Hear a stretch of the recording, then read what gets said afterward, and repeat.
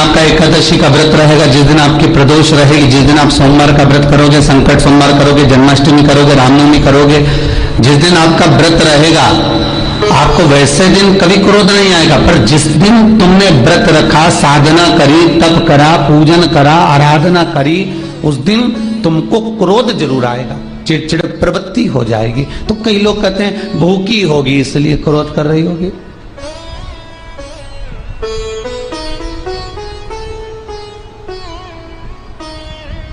कई लोग कहते हैं कि भूख लग रही होगी इसलिए चिड़चिड़ प्रवृत्ति हो गई होगी। नहीं नहीं भाई, भूख से उसका कोई ताल्लुक नहीं है, क्योंकि रोज कोई जरूरी है कि वो इतना खाती हो कि नहीं खाती हो। कभी कभी तो दिन भर भूखी रह जाए तो भी क्रोध नहीं है। उसका कारण केवल इतना सा है कि उसका जो भजन का तेज पुंज है, उसके भजन का जो तप साधना है, वो इतनी प्रबल हो जाती है कि देवताओं को, इंद्र को बोलना पड़ता है कि इंद्र इसने 16 सोमवार कर लिए, इंद्र इसने मंगलवार कर लिए, इंद्र इसने ये व्रत पूरे कर लिए, और अगर इसके व्रत ये पूरे हो जाएंगे तो वर देने के लिए जाना पड़ेगा।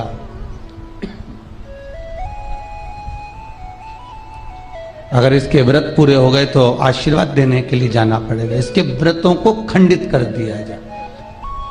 तो व्रत को खंडित करने का सबसे सुंदर तरीका देवताओं के पास है कि जिस दिन व्रत हो, 2-3 व्रत अच्छे निकलते हैं और एक व्रत में इतना क्रोध आ जाता है कि सारा करा धरा पानी फिर जाता। देवता क्रोध दिलाते। फिर क्या करना?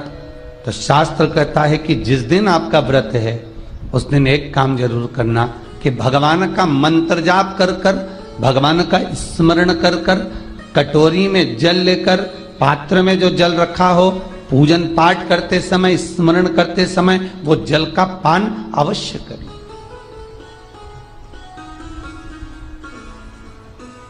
उस जल का पान अवश्य करें, उस जल को अवश्य। क्या होता है जल का पान करने से? शिव महापुराण की कथा कहती है, चाहे आप हनुमान चालीसा पढ़ें, चाहे आप राम रक्षा स्तोत्र पढ़ें, चाहे आप देवी कवच करें, चाहे आपकी मर्जी पड़े, जो पाठ पूजन करें, बस एक निवेदन है, पूजन पाठ करते समय एक कटोरी में, तांबे के कलश में, एक गिलास में जल अपने नजदीक में जरूर रखें।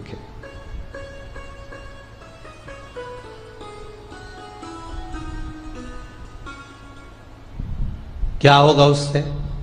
आप जितना पाठ करेंगे, आप जितना पूजन कर रहे हैं, आप जितनी आराधना कर रहे हैं, आप जितनी साधना कर रहे हैं, आप जितना तप कर रहे हैं, आप जितना हनुमान चालीसा, दुर्गा चालीसा, राम रक्षा स्तोत्र, यमुना अष्टक, गोवर्धन चालीसा, जो भी आप जप रहे हैं, जो भी आप सर्वोत्तम जी का पाठ करें, आप जिस भी पाठ को कर रहे हैं, उस पाठ को करते समय अगर जल तुम्हारे पास में रखा हुआ है तो तुमने जब पाठ किया तो उसका जो तात्विक अंश है वो जल के अंदर जाएगा, और वो जल जब हम ग्रहण करेंगे तो कि आप शंकर भगवान को जल चढ़ाएं, थोड़ा सा जल पात्र में रख लें जहां पूजन कर रहे हैं। जब थाली से पूजन, पहले सबसे पहले तो जल ही चढ़ाओगे ना, जल चढ़ाने के बाद उस पात्र को रख लें, थोड़ा सा पानी उसमें बचा लें, 2-4 बूंद, 8 बूंद, 15 बूंद, 20 बूंद, 1 चुल्लू, थोड़ा सा।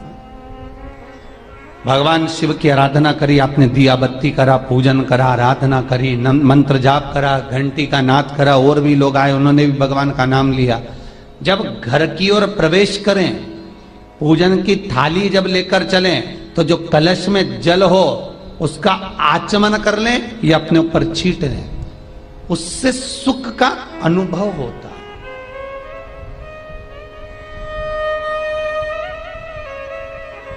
स्कंद पुराण कहती है मनुष्य के जीवन के दुख को समाप्त करने में जल की परिभाषा प्रबल है। फिर निवेदन करूंगा, कहीं जाकर मत रोइए, कहीं जाकर मत कहिए कि आपको तकलीफ क्या है। ना रिश्तेदारों से, ना नातेदारों से, ना कुटुंब से, ना कबीले से, ना अपनों से, किसी से नहीं कहना कि दुख क्या है। बस इतना करना कि कि किसी मंदिर में अगर पूजन करने जा रहे हो, आप जिस पाठ को कर रहे हो, जो पाठ आप करते हो, हमें ये भी नहीं कहना कि तुम शंकर का पाठ करो, हम तो ये भी नहीं कहेंगे कि शिव कवच करो, हम ये भी नहीं कहेंगे कि तुम हम बताएं वो वाला पाठ करो। तुम तो जो पाठ करते हो, तुम जो स्मरण करते हो, जो तुम मंत्र जाप करते हो, जो तुम नाम जाप करते हो, तुम्हारी मर्जी, तुम जो जपते हो, बस उस जप के समय पर कटोरी में, गिलास में, तांबे के पात्र में, पंचपात्र में जल हो और उस जल का आचमन, उस जल का सींचन दुकान पर, घर पर रोज करना प्रारंभ कर दो। आधे से ज्यादा तुम्हारी तकलीफ, आधे से ज्यादा तुम्हारा कर्जा, आधे से ज्यादा तुम्हारा दुख तो भगवान यूं ही समाप्त कर देगा, यूं ही।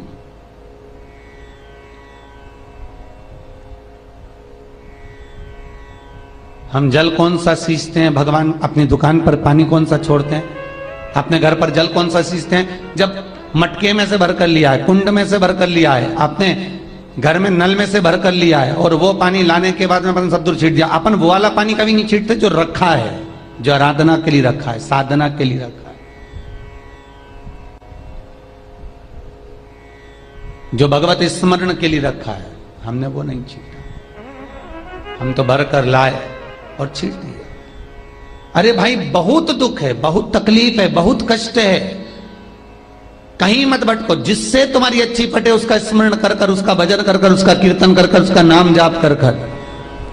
हम तो ये भी कहते हैं कि तुम जो भजन कर सकते हो, तुम जो स्मरण कर सकते हो, तुम्हारी चित्तवृत्ति में जो आता हो तुम वो करना। हम भी बताएं तो भी मत करना। तुम्हें अच्छा लगे तो करो, नहीं लगे तो तुम जो कर रहे हो बहुत अच्छा करो, तुम उसको जो। शंकर भगवान के ये शिवलिंग जो रखा हुआ है, इस शिवलिंग के आसपास जो गोल जलाधारी होती है, गोल जलाधारी, इस गोल जलाधारी पर जब अपन भगवान को जल चढ़ाते हैं तो चढ़ाने के पहले जल को इस जलाधारी पर चढ़ाने के बाद इसको हाथ फेरा जाता है मां जगतजननी के हस्त कमल पर। ये मां जगतजननी का जो हस्त कमल है गोल, इस हस्त कमल पर जल चढ़ाने से पहले जल डालकर हाथ फेरकर, अर्थात वहां पर जो भी पत्ती पड़ी हो, फूल पड़ा हो, कोई सामान पड़ा हो, उसको हटाया जाता है। हटाने के बाद फिर उसको जल समर्पित किया जाता है। उसका कारण क्या है?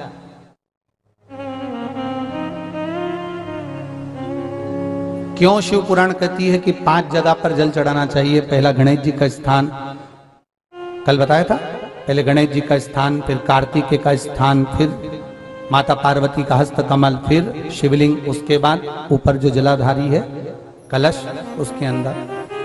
और विशेष अगर कोई कामना होती है तो फिर नंदी। क्यों शास्त्र कहता है, क्यों वहां हाथ फेरा जाता है, क्यों जलाधारी को साफ कर कर फिर भगवान शंकर के ऊपर जल चढ़ाया जाता है?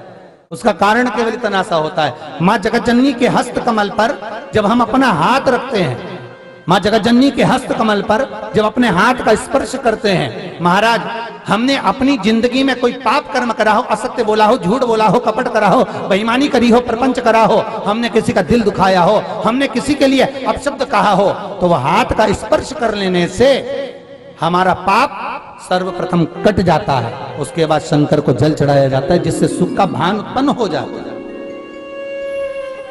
उस सुख के भान को पाने के लिए हम जलाधारी को पहले साफ कर देते।